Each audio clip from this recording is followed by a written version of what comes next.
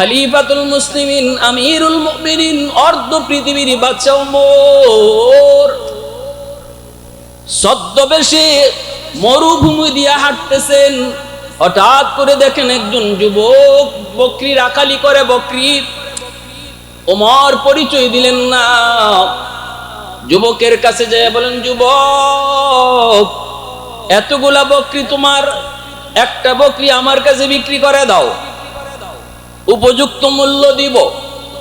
যুবক বলে, বকরিগুলি আমার না, আমি একজন মালিকের অধীনে চাকরি করি, আমি তার চাকর, বকরি রাখাল, মালিক আমার অন্যজন, কেমনে বিক্রি করব? হযরত ওমর বলেন, একটা বকরি যদি বিক্রি করে নাও মালিক টের পাবে না, তোমার পকেটেও কিছু টাকা মিলে যাবে। এত ছাগলের ভিতরে একটা ছাগল নাই হলে মালিক টের পাবে না। যুবক বলতেছে, না, আমার মালিক বড় চালাক, ঘর থেকে বের করার সময় গনে গনে বের করে, ঢুকবার সময় গনে গনে ঢুকায়। ওমর বলেন, তাহলে ভালো, যখনই দেখবে একটা বকরি কম, মালিক যখনই বলবে বকরি একটা কম কেন, তুমি বলে ফেলবা কাদ আকালা উদ্দি, বাঘ খেয়ে ফেলেছে, বাঘে খেয়ে ফেলেছে। এই কথা বলতে যুবক তখন বলতেছে, কে গো তুমি? চিনি না, জানি না, চিনবার কথাও না, কে তুমি জানলাম না, পরিচয় নিলাম না। তুমি যেই কথা বলছো কথা ঠিক, আমি যদি বলি বাঘ খেয়ে ফেলেছে আমার মালিক বিশ্বাস করবি, কারণ আমি আমার মালিকের বিশ্বস্ত কর্মচারী, কোনোদিন সে আমার মধ্যে কোনো গাফলতি পায় নাই। না না, মিথ্যা কথা আমি কখনো মালিকের সাথে বলি নাই। অতএব আজ যদি যায় বলি বাঘ খেয়ে ফেলেছে, তাহলে আমার মালিক সহজেই বুঝে ফেলবে, সহজেই সেটা মেনে নিবে, সহজেই আমার কথা মেনে নিবে। কিন্তু আমার প্রশ্ন হলো, দুনিয়ার মালিককে আমি ধোঁকা দিলাম, ফাআইনাল্লাহ, আমার আসমানের মালিককে কোথায় রাখবো? একটু আওয়াজ দিয়ে কও না সুবহানাল্লাহ। হযরত ওমর খলিফাতুল মুসলিমিন পরীক্ষা করতে চাইছেন যুবককে, তার কলিজায় আল্লাহর ভয় কি পরিমাণ। যখনই যুবক কইছে ফাইনাল্লাহ ফাইনাল্লাহ, আমি আমার মালিক, আসল মালিককে কোথায় রাখবো, সাথে সাথে ওমর আল্লাহর কুদরতি কদমে সিজদায় পড়ে কান্না শুরু করে দিয়েছেন। আর ওমর কান্দে আর কই, মালিক তোমার দরবারে হাজারো শুকর, আমার রাজত্বের ভিতরে একজন রাখালের কলিজায় তুমি এমন ভয় রাখছো। সাথে সাথে ওমর নিজের পরিচয় দিয়া যুবককে টান দিয়া কলিজায় নিয়া চোখের পানি জড়ায়া কপালে চুমাকায় আর কই, যুবক আমি মুসাফির না, আমি খলিফাতুল মুসলিমিন ওমর। যেই মা যেই বাবা এত কষ্ট করে আমাকে লালন পালন করলেন, আজ আমাকে আল্লাহ অনেক সম্পদের মালিক বানাইলো,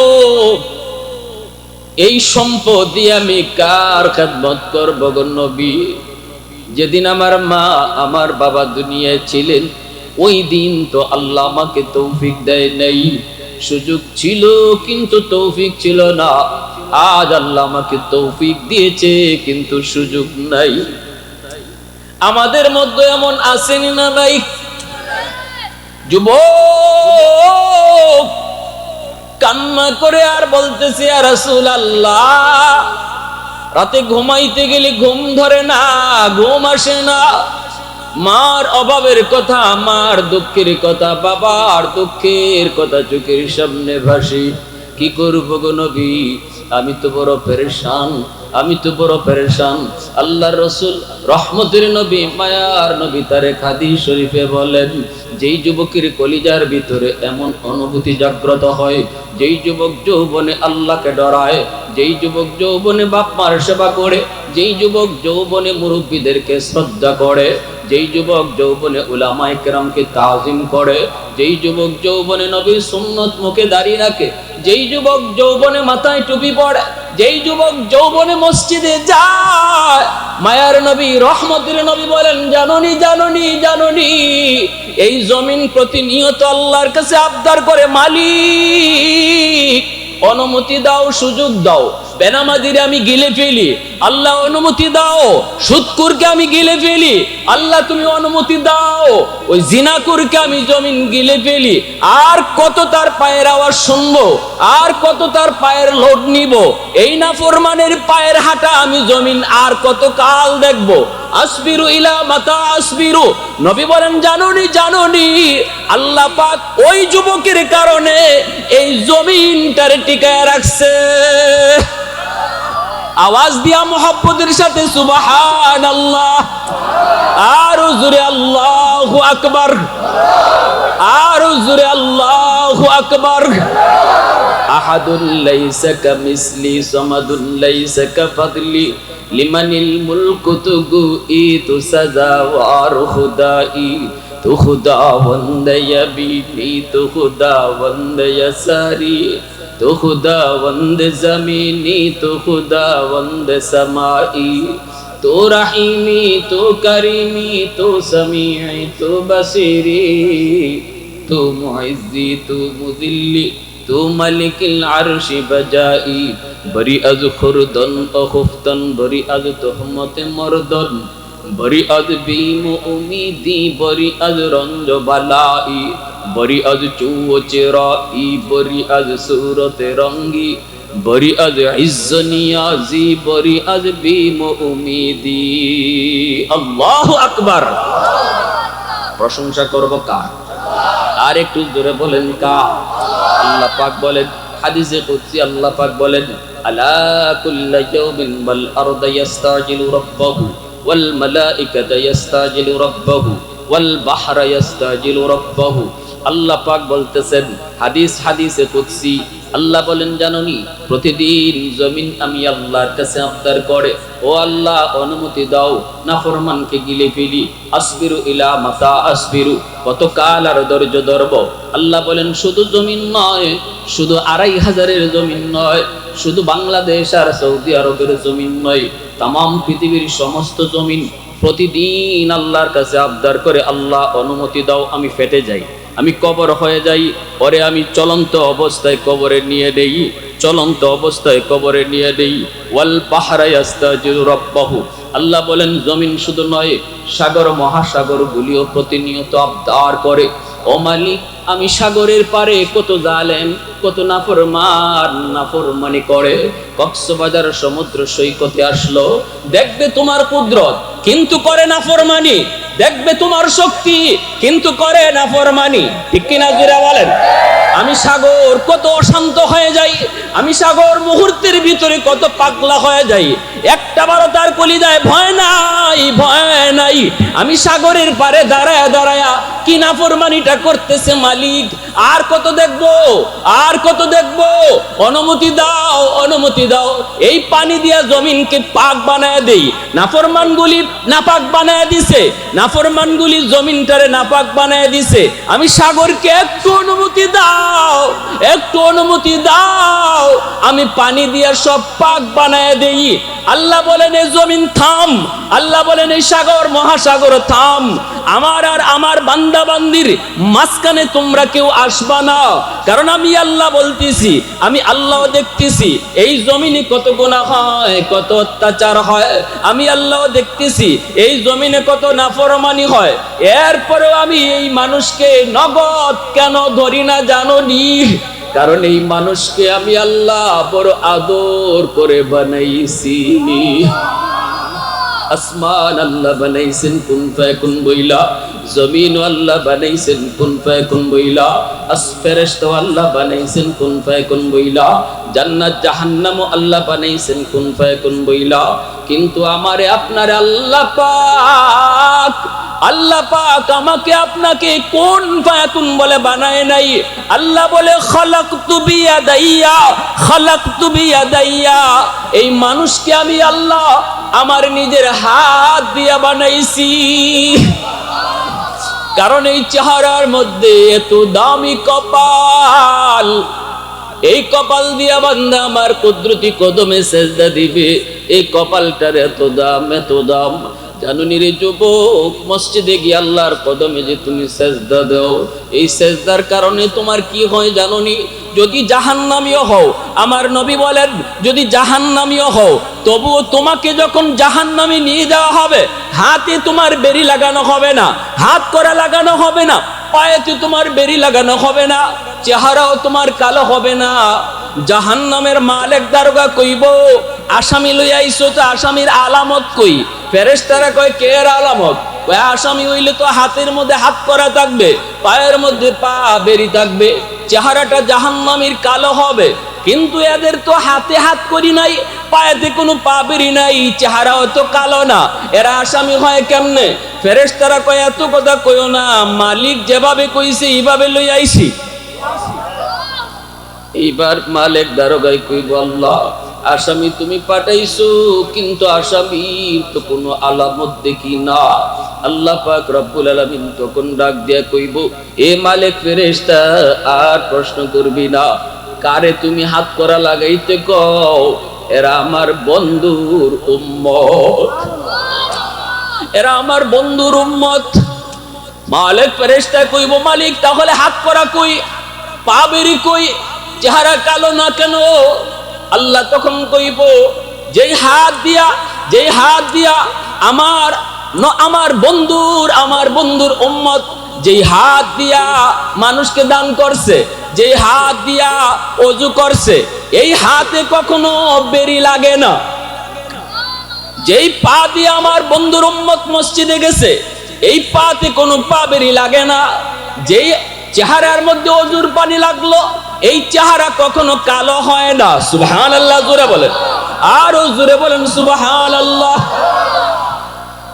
এজন্য আল্লাহ পাক রব্বুল আলামিন বলেন, এই চেহারা, যেই চেহারা দিয়া, যেই কপাল দিয়া আমার বান্দা আমার কুদরতি কদমে সেজদা দিবি, হয়তো আজকে বুঝে না, না বুঝার কারণে আমাকে চিনে না, কিন্তু এই কপালটা আমি আমার সেজদার জন্যই তারে বানাইছি। এই কপালটা আমি আল্লাহ আমার কদমে সেজদার জন্য কপালটা বানাইছি। হয়তো আজকে সে বুঝে না, বুঝবে, হয়তো বুঝবে, আজ বুঝে না কাল বুঝবে। অতএব তোমরা জমিন আমার আর আমার বান্দা বান্দির মাঝখানে আসবা না, এই সাগর মহাসাগর তুমিও আসবা না, যতদিন পর্যন্ত চার দল জমিনে থাকবে, ততদিন আমি আল্লাহ এই জমিন টিকায় রাখবো। কয় দল? জোরে বলেন কয় দল? আওয়াজ দিয়া বলেন কয় দল? লাউলা মাশাইখু রুক্কা ওয়াশ-শাবাবু খুশা ওয়াল আতফালু রুদ্দা ওয়াল আনআমু রুদ্দা লাজআলতুস সামাআ হাদিদা ওয়াল আরদা খাফসাফা ওয়াত তুরাবা রামাদা ওয়ামা আনজালতু মিনাস সামাই কাতরা ওয়ামা আনবাততু মিনাল আরদি নাবাতা বাল আনজালতু আলাইকুমুল আযাবা সাব্বা। আল্লাহ পাক রব্বুল আলামিন বলেন, শোনো। এবার আল্লাহ জমিনকে শুনাইতেছেন, সাগর মহাসাগরকে শুনাইতেছেন। আল্লাহর এই শুনানি আমরাও শুনতেছি, ঠিক কিনা জোরে বলেন। আল্লাহ বলতেছেন শোনো, কারা সেই চার দল যাদের কারণে জমিন এখনো টিকে আছে, যাদের কারণে এখনো জমিনে চূড়ান্ত পর্যায়ের গজব আসে না, যাদের কারণে এখনো আমি আল্লাহ জমিন টিকায় রাখছি। এক নম্বরে আল্লাহ বলে, লাউলা মাশাইখু রুক্কা, জমিনের মধ্যে আমার এমনও কিছু বান্দা বান্দি আছে, বয়স হয়ে গেছে, চুল দাড়ি পেকে গেছে, কোমরে তার ব্যথা, হাঁটুতে তার ব্যথা, সর্ব অঙ্গে তার ব্যথা, মসজিদে যাইতে পারে না, ভয় হয়, লাঠি দিয়ে বর দিয়া যেতে হয়, যদি যায় রুকু করতে তার কষ্ট হয়, সেজদা দিতে তার কষ্ট হয়। এরপর আমার ওই বান্দা, আমার ওই বান্দি কষ্ট করে করে আমাকে সেজদা দেয়। তার ওই সেজদার দিকে যখন আমি তাকাই, তখন এই জমিনের প্রতি আমার মায়া লেগে যায়। আমি আল্লাহ তখন দেখি আমার বান্দা কত কষ্ট করে আমাকে সেজদা দিতেছে। সেজদায় গেলে মাথাটা তুলতে তার কত কষ্ট, রুকুতে গেলে পরে তার কোমর বাঁকা করতে কত কষ্ট হয়, কষ্ট করে করে আমার ওই বান্দা বান্দিগুলা যখন আমাকে রুকু করে সেজদা করে, তখন এই জমিন যেই জমিনে এত গুনাহ হইতেছে, গুনার কারণে জমিন ধ্বংস হয়ে আর গজবের দ্বারা, তখন এই জমিনের প্রতি আমার মায়া লেগে যায়। 2 নম্বরে আল্লাহ পাক বলেন ওয়াশাবাবু গুশা, এই জমিনের ভিতরে এমন কিছু যুবক রয়েছে, যুবক যেই যুবক যৌবনে পাগলামি করে না, যেই যুবক যৌবনে বাপ মার সাথে বেয়াদবি করে না, নানা উলামায়ে কেরামের সাথে বেয়াদবি করে না, যৌবনের পাগলা গোরা যেদিকে মন চায় সেদিকে চালায় না। বন্ধু কয় চল গানের আয়োজন করি, সে কয় অসম্ভব। বন্ধু কয় চল অন্যের গাছের ডাব পেরে খাই, সে বলে অসম্ভব। কেউ দেখবে না, সে বলে আমার আল্লাহ দেখবে। ঠিক কিনা জোরে বলেন? বল বন্ধু রাতের অন্ধকারে করব, কেউ দেখবে না, যুবক কয় আমার আল্লাহ দেখে। উমর রাদিয়াল্লাহু তাআলা আনহু মরুভূমিতে বের হয়েছেন। অসুবিধা হইতেছে আপনাদের? মনোযোগ কার কার আছে একটু হাত তুলে আল্লাহকে দেখা। আল্লাহ তুমি কবুল করো, জোরে বলো আমিন, আরো জোরে বলো আমিন। খলিফাতুল মুসলিমিন, আমিরুল মুমিনিন, অর্ধ পৃথিবীর বাদশা ওমর ছদ্মবেশে মরুভূমি দিয়ে হাঁটতেছেন। হঠাৎ করে দেখেন একজন যুবক বকরি রাখালি করে, বকরির। ওমর পরিচয় দিলেন না, যুবকের কাছে যায় বলেন যুবক এতগুলা বকরি তোমার, একটা বকরি আমার কাছে বিক্রি করে দাও, উপযুক্ত মূল্য দিব। যুবক বলে বকরিগুলি আমার না, আমি একজন মালিকের অধীনে চাকরি করি, আমি তার চাকর, বকরি রাখাল, মালিক আমার অন্যজন, কেমনে বিক্রি করব? হযরত ওমর বলেন একটা বকরি যদি বিক্রি করে নাও মালিক টের পাবে না, তোমার পকেটেও কিছু টাকা মিলে যাবে। এত ছাগলের ভিতরে একটা ছাগল নাই হলে মালিক টের পাবে না। যুবক বলতেছে না, আমার মালিক বড় চালাক, ঘর থেকে বের করার সময় গনে গনে বের করে, ঢুকবার সময় গনে গনে ঢুকায়। ওমর বলেন তাহলে ভালো, যখনই দেখবে একটা বকরি কম, মালিক যখনই বলবে বকরি একটা কম কেন, তুমি বলে ফেলবা কাদ আকালাহুদ্দি, বাঘ খেয়ে ফেলেছে, বাঘে খেয়ে ফেলেছে। এই কথা বলতে যুবক তখন বলতেছে কে গো তুমি? চিনি না, জানি না, চিনবার কথাও না, কে তুমি জানলাম না, পরিচয় নিলাম না। তুমি যেই কথা বলছো কথা ঠিক, আমি যদি বলি বাঘ খেয়ে ফেলেছে আমার মালিক বিশ্বাস করবে, কারণ আমি আমার মালিকের বিশ্বস্ত কর্মচারী, কোনোদিন সে আমার মধ্যে কোনো গাফলতি পায় নাই। না না, মিথ্যা কথা আমি কখনো মালিকের সাথে বলি নাই। অতএব আজ যদি যায় বলি বাঘ খেয়ে ফেলেছে, তাহলে আমার মালিক সহজেই বুঝে ফেলবে, সহজেই সেটা মেনে নিবে, সহজেই আমার কথা মেনে নিবে। কিন্তু আমার প্রশ্ন হলো, দুনিয়ার মালিককে আমি ধোঁকা দিলাম, ফাআইনাল্লাহ, আমার আসমানের মালিককে কোথায় রাখবো? একটু আওয়াজ দিয়ে কও না সুবহানাল্লাহ। হযরত ওমর খলিফাতুল মুসলিমিন পরীক্ষা করতে চাইছেন যুবককে, তার কলিজায় আল্লাহর ভয় কি পরিমাণ। যখনই যুবক কইছে ফাইনাল্লাহ ফাইনাল্লাহ, আমি আমার মালিক আসল মালিককে কোথায় রাখবো, সাথে সাথে ওমর আল্লাহর কুদরতি কদমে সিজদায় পড়ে কান্না শুরু করে দিয়েছেন। আর ওমর কান্দে আর কই মালিক তোমার দরবারে হাজারো শুকর, আমার রাজত্বের ভিতরে একজন রাখালের কলিজায় তুমি এমন ভয় রাখছো। সাথে সাথে ওমর নিজের পরিচয় দিয়া যুবককে টান দিয়া কলিজায় নিয়া চোখের পানি জড়ায়া কপালে চুমাকায় আর কই যুবক আমি মুসাফির না, আমি খলিফাতুল মুসলিমিন ওমর। আল্লাহু আকবার, সুবহানাল্লাহ। এ ভাই হাদিস শরীফের মধ্যে লিখেন হযরত ওমর এই ঘটনার পর থেকে আল্লাহ আল্লাহ জিকির আমরা যেভাবে তাসবিহ জপি, হযরত ওমর ফাআইনাল্লাহ ওই যুবকের কথাটাও তাসবিহর মতো জপতেন। আমার নবীর এত বড় সাহাবী, যুবকের কথাটা তিনি তসবির মতো জপতেন।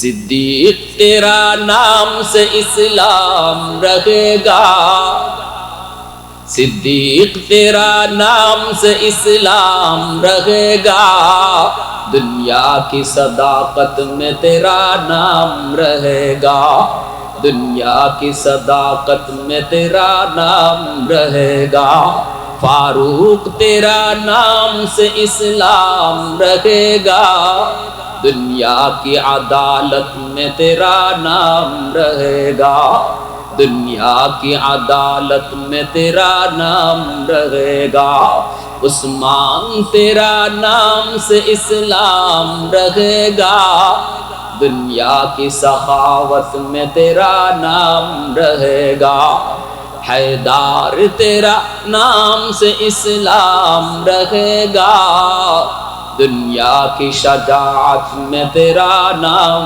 रहेगा, मुआविया तेरा नाम से इस्लाम रहेगा, दुनिया की सियासत में तेरा नाम रहेगा, दुनिया की सियासत में तेरा नाम रहेगा। आवाज दिया कोन अल्लाहु আকবার। ভাইরা বন্ধুরা, জন্য বলছিলাম ওই যুবক, আল্লাহ পাক বলেন, জানোনি কেন আমি এই জমিন টিকায় রাখছি? কেন আমি এখনো নাফরমানকে জমিনে হাঁটার সুযোগ দেই? কেন আমি আল্লাহ এখনো সুদখোরকে জমিনে হাঁটার সুযোগ দেই? জানোনি কেন এখনো বেনামাজিকে আমি আল্লাহ খাওয়াই? জানোনি এখনো কেন আমি আল্লাহ ঘুষখোরকে এখনো নদীর মাছ খাওয়াই, ফল ফুল খাওয়াই, এখনো সূর্যের আলো পাওয়াই? একমাত্র কারণ হলো জমিনে এখনো এমন কিছু যুবক রয়েছে যৌবনের পাগলামি করে না।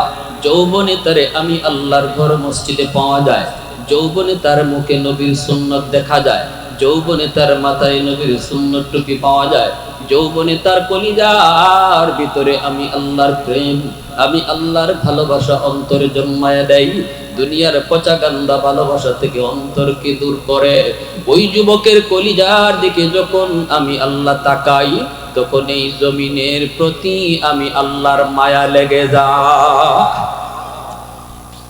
আল্লাহর নবী রহমতের নবী বলেন, যুবক, যদিও তোমার মা, যদিও তোমার বাবা কবরে শুয়ে আছেন, মনে আছে নি মদিনার ওই যুবকের কথা, যেই যুবক নবীর কাছে যে বলছিল, নবী গো, যদিও আমার মা আমার বাবা আজকে কবরে শায়িত, আমি কি তাদের জন্য কোনো খেদমত করতে পারি?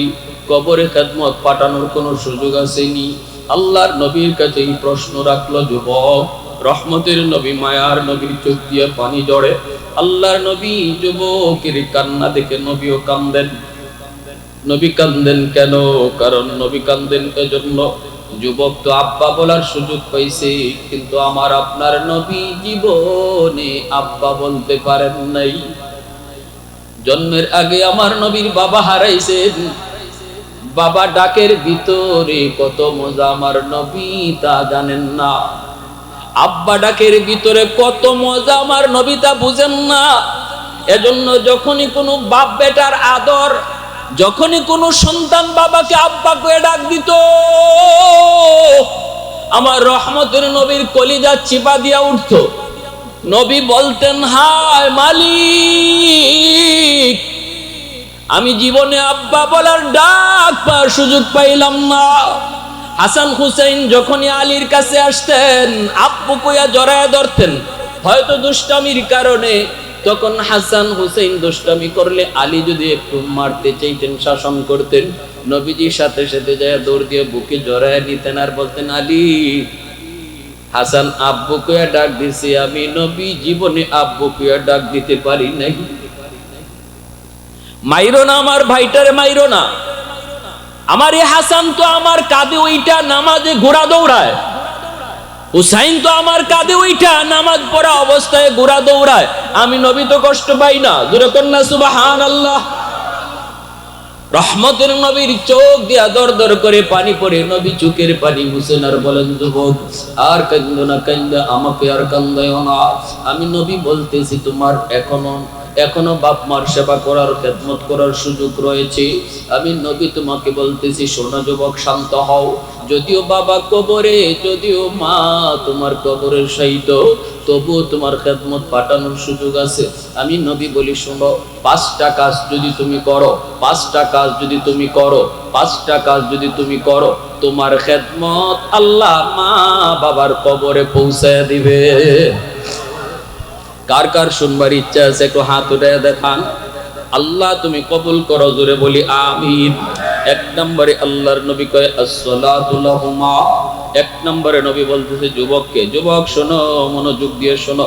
আজকের যেই যুবকরা এত সুন্দর আয়োজন করলো, ওই যুবকদেরকে উদ্দেশ্য করে কাজ করে দিলের কান দিয়ে কথাগুলা শোনো। আজ বাবা আছেন, কাল থাকবেন না। হয়তোবা কারো বাবা আজকে কবরে শায়িত, আজ মা আছে রে যুবক, কাল মা থাকবে না। মার ঘরটা একদম শূন্য হয়ে থাকবে। ওই দিন মায়ের কথা চিন্তা করে মার জন্য কি পাঠাইবা, বাবার জন্য তখন কি পাঠাইবা। আমার নবী হাদিসে বলছেন, একটু দিল দিয়া কথাগুলি দিলের মধ্যে লিখে রাখো। 1 নম্বরে নবী কয় আসসালাতু লাহুমা। বেশি বেশি করে মার জন্য, বাবার জন্য তুমি দোয়া করবা। যখনই বাবার কথা ইয়াদ হবে, যখনই মায়ের কথা তোমার ইয়াদ হবে, মসজিদে যাইতেছো মার কথা ইয়াদ হইছে, তখনই দোয়াটা করবা। বাবার কথা মনে হইছে, ইয়াদ করে দোয়াটা করবা। বাজারে যাইতেছো, বাবার কবরটা তুমি দেখছো, সাথে সাথে এই দোয়াটা করবা।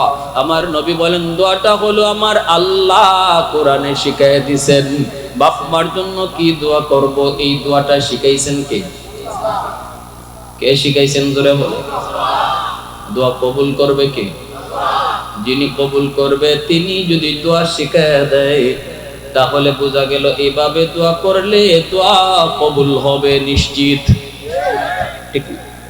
ফ্যাক্টরির মালিক কর্মচারী নিয়োগ দিবে, 100 জনের মতো লোক আসছে, একজনকে মালিক পছন্দ করছে, তারে চাকরি দিব।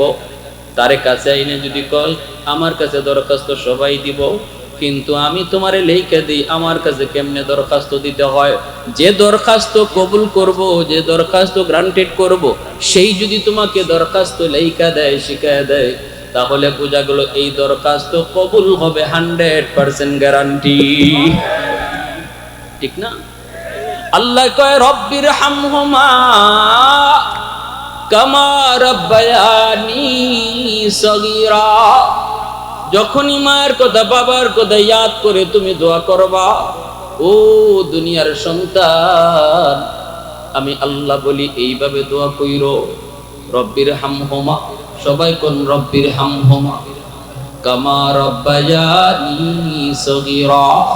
আল্লাহ পাক বলে, বান্দা দোয়া যখন করবা তখন আমারে এইভাবে বুঝায় কইও, আল্লাহ, দোয়ার অর্থ বলতেছি, আল্লাহ আমার মা, আমার বাবা শিশুকালে আমাকে যেইভাবে মায়া করছেন, আবাকে যেইভাবে আদর করছেন, না খায়া খাওয়াইছেন, নিজে না ঘুমাইয়া আমাকে মা বুকে রেখা ঘুম পাড়াইছেন, কত রাত মা বিছানায় বালিশের পাশে বসে বসে রাত কাটাইছি।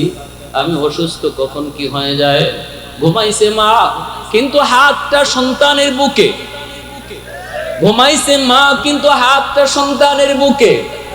কোনদিন কোন মায়ের পিঠের তলে পইরা সন্তান মারা গেছে এমন নজির নাই, ঠিক কিনা?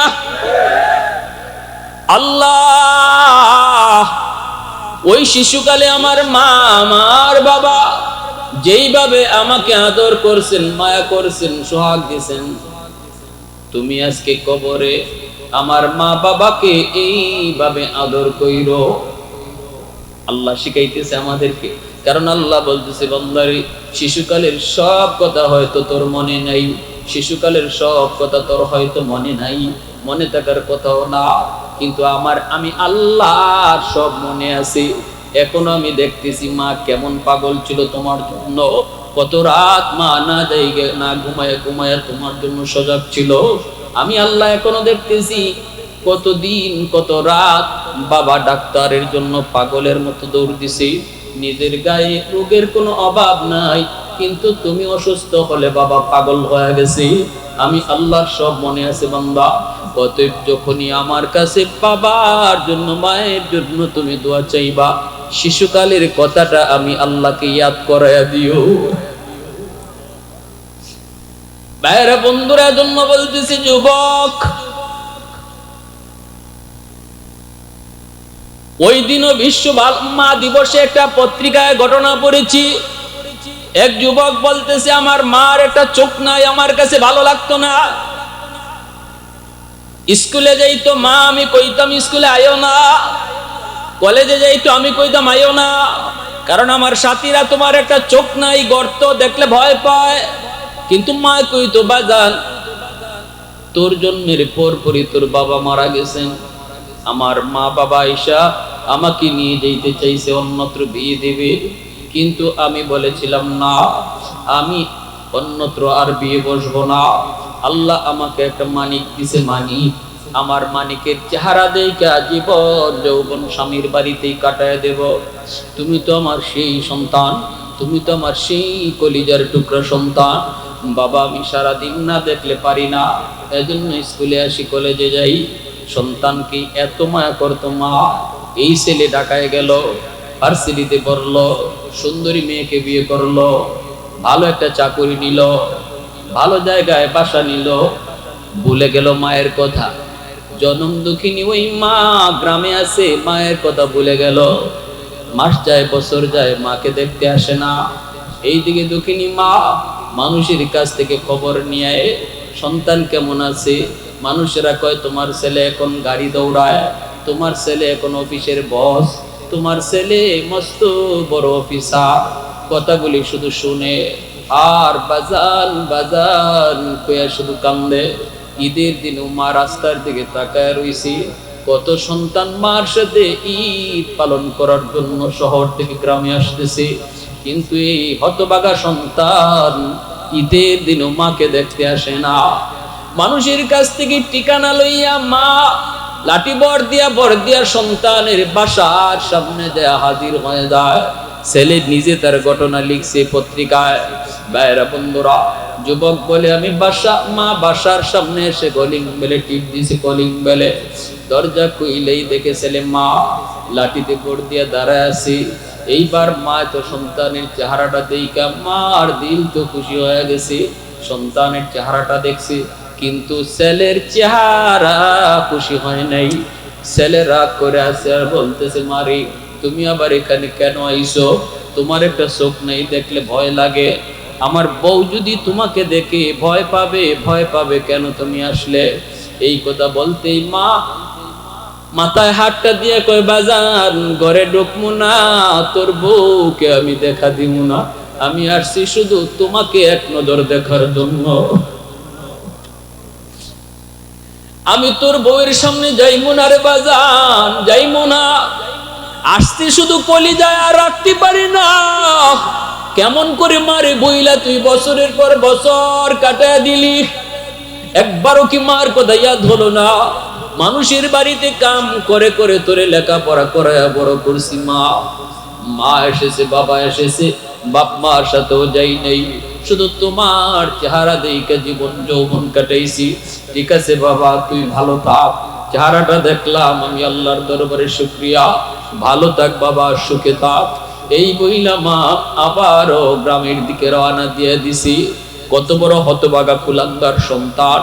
এই ছেলে বলতেছে বেশ কিছুদিন পর আমার পাশের গ্রামে একটা অনুষ্ঠান, ওই অনুষ্ঠানে তারা আমাকে চিফ গেস্ট করছে, প্রধান অতিথি হিসেবে দাওয়াত দিছে। আমি ওই অনুষ্ঠানে যোগ দিছি। এরপরে মন চাইলো পাশের গ্রামটাই তো আমার গ্রাম, এই তো চামরকান্দি দেখা যায়, এখানেই তো আমার গ্রাম, আমার মা থাকে।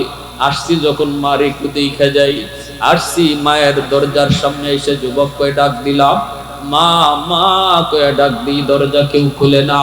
দরজা লাগানো, অনেকবার ডাকার পর একজন অপরিচিত মহিলা দরজা খুলছে। আমি বললাম মা কই? মহিলায় বলতেছে আপনি বুঝি এই বাড়ির সাহেব? বলে হ, আমি তো এই বাড়ির মালিক, আমার আম্মা কই? তখন এই মহিলাটায় কান্দের কই, ফুফু আজ থেকে 1 সপ্তাহ আগে দুনিয়ার জগৎ ছেড়ে চলে গেছে।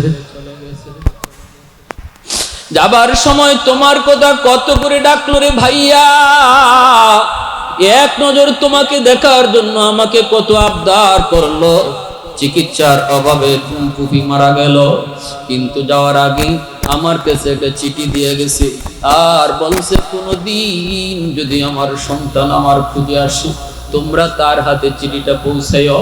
এই যে নেন আপনার মার হাতের চিঠি। যুবক বলে আমি চিঠিটা পড়লাম, কইলা দেখি মায় লিখতেছে, বাজান জানি না কোন দিন মার খবর নিতে গ্রামে আইবা। বাজান আমি চিঠিটা লিখছি একটা খবর দেওয়ার জন্য। একটা চোখ আমার ছিল না বিদায় তুমি ভয় পাইতা, একটা চোখ ছিল না বিদায় তুমি ঘৃণা করতা, একটা চোখ ছিল না বিদায় তুমি কাছে আসতে দিতা না, একটা দিন ও মাকে তুমি বললা না মাগো চোখটা তোমার কই গেল, কেমনে কি হলো। আজকে চিঠির মধ্যে মৃত্যুর আগে জানা গেলাম আমার চোখটা কোথায় গেছে। যদি আর একটা চোখ এখানে বসানো না হয় তাহলে তোমার দোনোটা চোখ নষ্ট হয়ে যাবে।